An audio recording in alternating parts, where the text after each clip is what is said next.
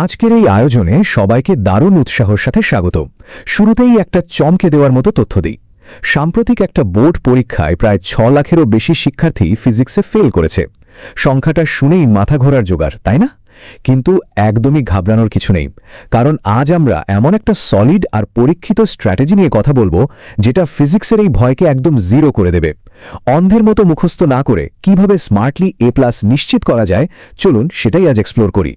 ঠিক আছে, এবার আমাদের মূল ব্যাটল প্ল্যানে আসা যাক। বিশাল সিলেবাসটাকে আমরা খুব সহজে ম্যানেজ করার জন্য 5টা ছোট অংশে ভাগ করে নেব। আমাদের লিস্টে থাকছে 1. 100 নম্বরের মান বণ্টন, 2. সৃজনশীল প্রশ্নের দারুণ কিছু হ্যাক, 3. MCQতে মাস্টার হওয়ার উপায়, 4. শর্ট কোয়েশ্চেন বা সংক্ষিপ্ত প্রশ্নের কৌশল, আর 5. প্র্যাকটিক্যালে ছাকা নম্বর নিশ্চিত করার টেকনিক। তো চলুন প্রথম সেকশন দিয়ে শুরু করা যাক। 100 নম্বরের এক্সাম ব্রেকডাউন বা মানবণ্টন। স্ক্রিনে এখন 100 নম্বরের একদম নিখুঁত একটা ব্রেকডাউন দেখা যাচ্ছে।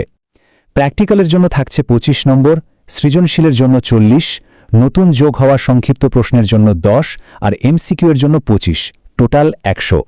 এই ম্যাপটা মাথায় সেট করে নেওয়াটা কিন্তু সবার আগে জরুরি, কারণ এটা জানলে পরীক্ষার অর্ধেক টেনশন ওখানেই শেষ।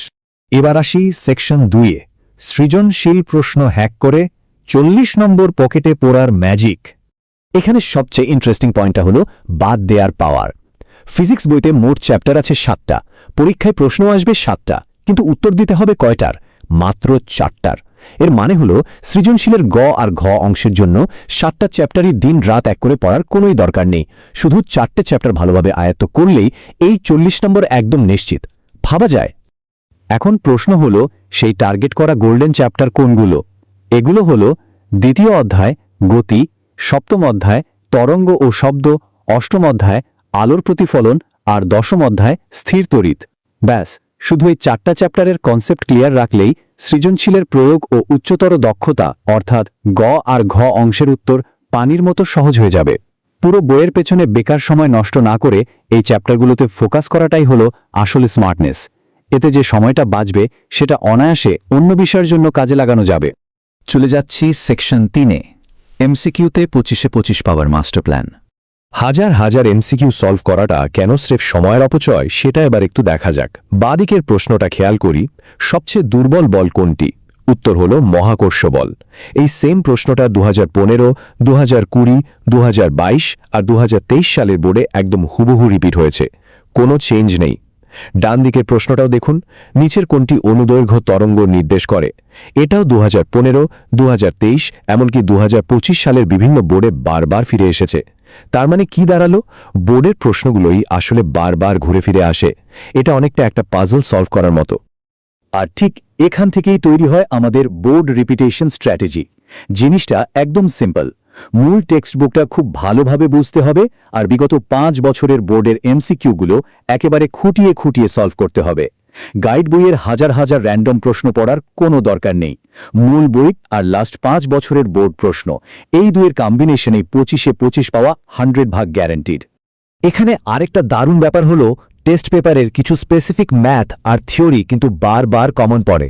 বাঁদিকে ছবিটাতে যেমন দেখা যাচ্ছে 14 মিলিমিটার মূল স্কেলের পার্ট আর ভার্নিয়ার সমপাতন 3 রিলেটেড এই ম্যাথটা অসংখ্য স্কুলের টেস্ট পরীক্ষায় হুবহু এসেছে। আবার ডান দিকে আছে অবতর দর্পণে বাস্তব ও অবাস্তব প্রতিবিম্ব গঠনের কনসেপ্ট। এই কমন প্যাটার্নগুলো ধরতে পারার মানেই হল এক্সামিনারদের চেয়ে এক ধাপ এগিয়ে থাকা। এবার সেকশন 4, নতুন মানবণ্টনের 10 নম্বরের শর্ট কোশ্চেন নিয়ে যত ভয় তার সমাধান। এই অংশের টেনশন দূর করার উপায়টা খুবই স্পেসিফিক। আমাদের টার্গেট হবে দেশের টপ 13টা স্কুলের টেস্ট পেপারের প্রশ্নগুলো সলভ করা। যেমন ধরুন ডাক্তার খাস্তগীর, সরকারি বালিকা উচ্চ বিদ্যালয়ের মতো সেরা স্কুলগুলো। মূলত সৃজনশীলের খ নম্বর বা অনুধাবনমূলক প্রশ্নগুলোই এই শর্ট কোশ্চেন হিসেবে আসার চান্স সবচেয়ে বেশি। তাই শুধু এই টপ 13টা স্কুলের প্রশ্ন ভালো করে প্র্যাকটিস করলেই এক্সামে 5টা সংক্ষিপ্ত প্রশ্ন খুব ইজিলি কমন পড়ে যাবে, কোনো সন্দেহ নেই। আর সবশেষে সেকশন 5, প্র্যাকটিক্যালে 25 নম্বর একদম কনফার্ম করার পালা। এর জন্য জাস্ট 3টে সিম্পল স্টেপ ফলো করতে হবে। প্রথমত, প্র্যাকটিক্যাল খাতাগুলো খুব নিট অ্যান্ড ক্লিন রাখতে হবে আর ফিগারগুলো সুন্দর করে আঁকতে হবে। দ্বিতীয়ত, ঠিক সময়ে স্কুল টিচারের কাছ থেকে খাতায় সিগনেচার করিয়ে নিতে হবে। এখানে টিচারের সাথে ভালো একটা যোগাযোগ রাখাটা কিন্তু বেশ ইম্পর্ট্যান্ট। আর তৃতীয়ত, 5 মার্কসের ভাইভাতে একটু কনফিডেন্টলি উত্তর দেয়া। ভাইভাতে 5টা প্রশ্নের মধ্যে যদি 4টারও ঠিকঠাক উত্তর দেওয়া যায় তবে চোখ বন্ধ করে 24 বা 25 নম্বর চলে আসবে। বিশ্বাস করুন, বিষয়টা আসলেই এতটা সহজ। তো এই হলো আমাদের পুরো 100 নম্বরের গেম প্ল্যান।